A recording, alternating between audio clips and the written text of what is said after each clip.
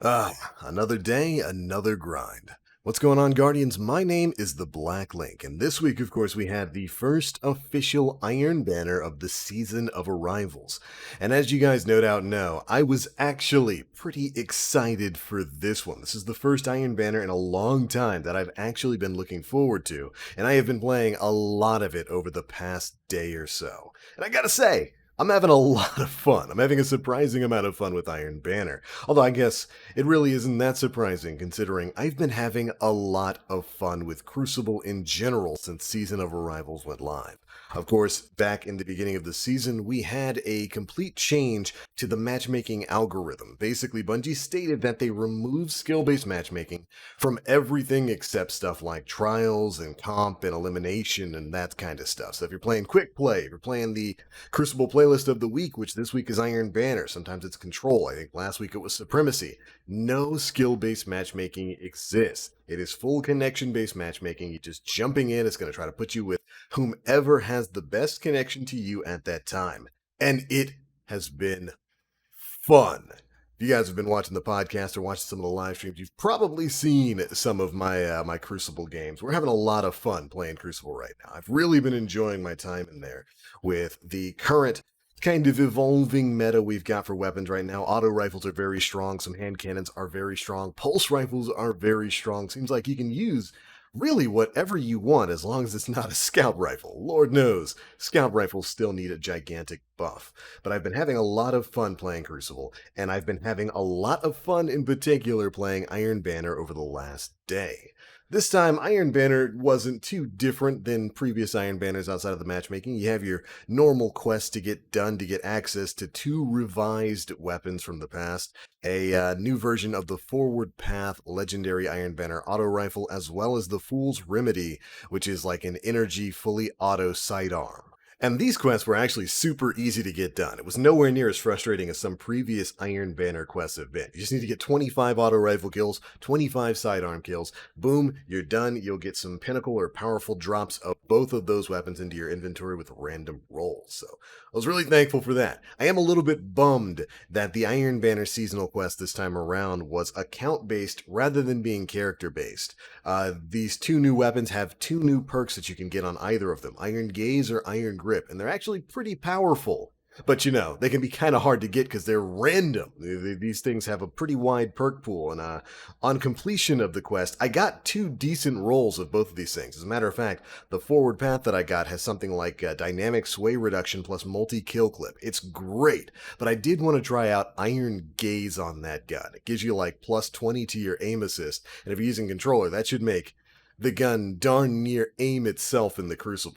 But I didn't get that lucky, and I went through 500 Iron Banner tokens thus far, still trying to get my hands on an Iron Gaze version of the Forward Path, and hopefully we'll get our hands on that one soon. But anyways, I made this video because I really wanted to talk a bit about the Iron Banner itself, my experience in it, and ask you Guardians how your experience has been in the Crucible. Like I said, I've been having a lot of fun. I've gone through the quest already. It took, a couple of games to get done. Not that hard at all, especially with the fantastic auto rifles we've got in the game right now. You throw on a Gnawing Hunger or a Suros Regime, you'll have that 25 kills done in no time. And if you're looking for a decent sidearm, if you've got a copy of the 7th Seraph sidearm from last season, that thing is a monster. Mine came with full auto and some stability perks plus elemental capacitor so you could change up some of the stats like its handling or its stability or its reload speed based on the subclass that you're running at the time. And it destroys people in the Crucible. I was able to get that quest done in no time flat. And honestly, it hasn't been bad. It hasn't been bad at all. I would say Iron Banner has been absolutely worthwhile for me this time around because it wasn't frustrating to get into games. I didn't have to sit there and wait for the crazy skill-based algorithm to try to match me with somebody perfectly on my level of skill. You guys know Iron Banner has always had the worst matchmaking in all of Destiny since since it came out way back in Destiny 1. Yeah, even in Destiny 1, Iron Banner had a heavy skill-based algorithm to its matchmaking. And with that gone, it's quick and easy to get into games. I've noticed the quality of games have been pretty good. I've only had really one game where I went up against some crazy lagged out individuals. And for the most part, it's been quick and easy to get into games. The games have been, for the most part, pretty fun and casual. I have gotten stomped a couple times, and yeah, Iron Banner still devolves down into either you mercy the enemy team or they mercy you. But again, with the current Crucible environment, that really doesn't bother me too much.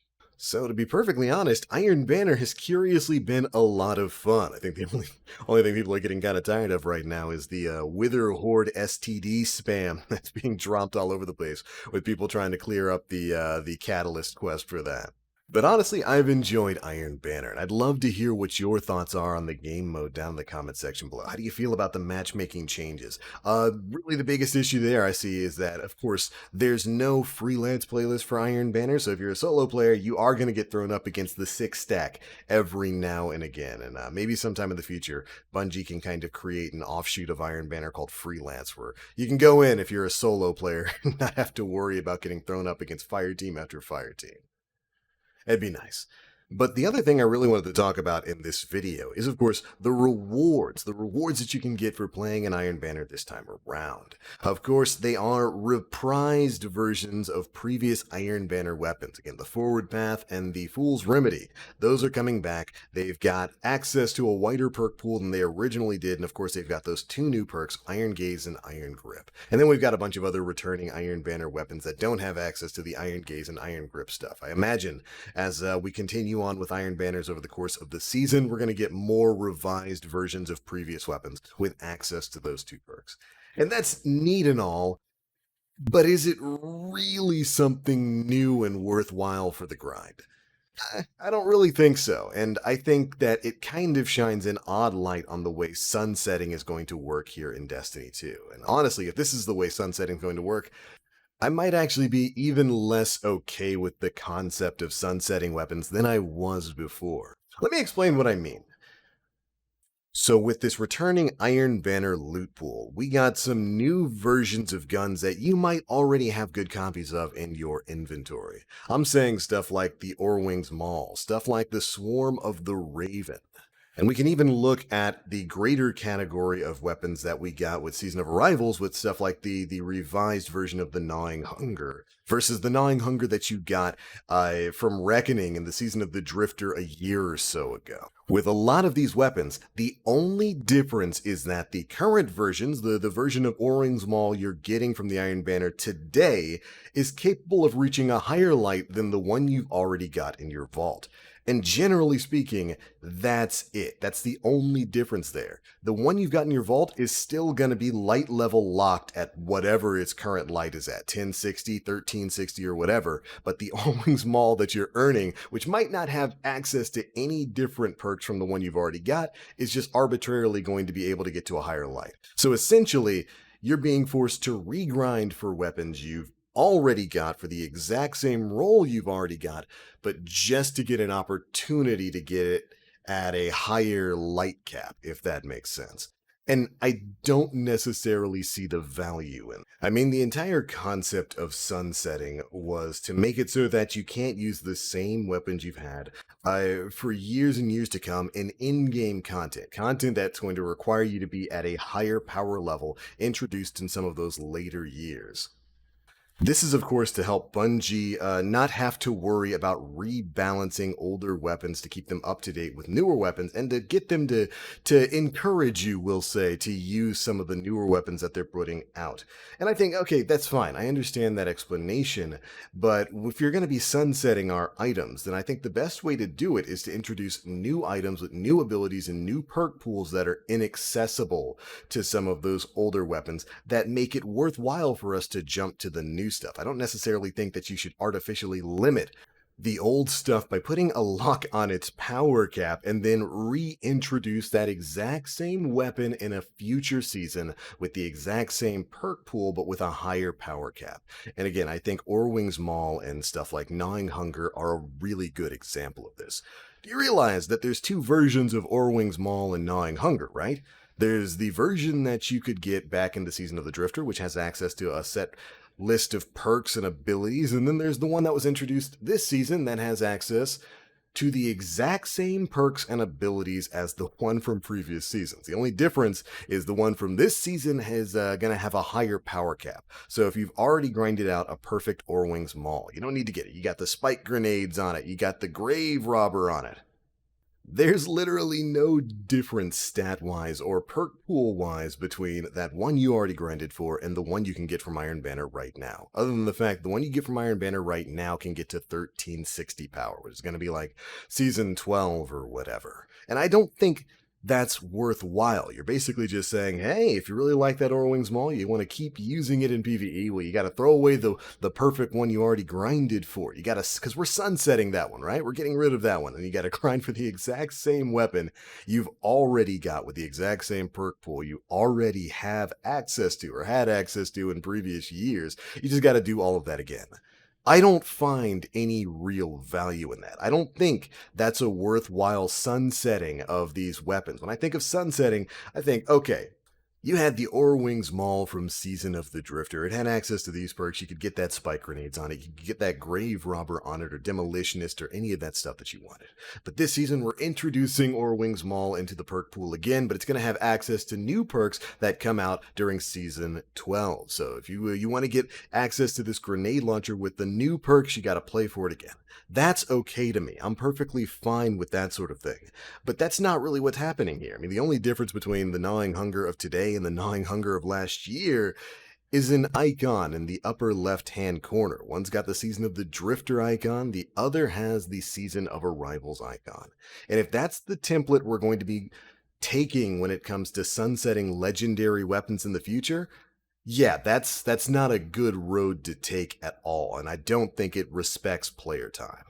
Look, let's be frank here. The entire reason Bungie is pushing for sunsetting here likely doesn't have much to do with normal legendary weapons. It's mostly because of pinnacle weapons, and I would certainly make an argument that that's a mistaken way to even start things out. I don't think pinnacle weapons really should be sunset at all, but I understand why Bungie's doing it. They really want to get people off of Mountaintop. They really want to get people off of Recluse. They really want to get people off of Revoker, and they feel like those weapons were too centralizing and too powerful for them to be balancing their game around. My argument will always be, well, introduce new perks that are exclusive to newer seasons that would entice me to stop using my Mountaintop. Maybe there's a new grenade launcher that has its own damage dealing perk or its own ammo restoration perk that would get me to move off of the Mountaintop without making a weapon that is directly more powerful than the Mountaintop. I would say that'd be a much better way to respect players' time. Remember, some of these quests like Redrix and the Mountaintop took a long time to get done. Those are the two worst quests in the game, in my opinion.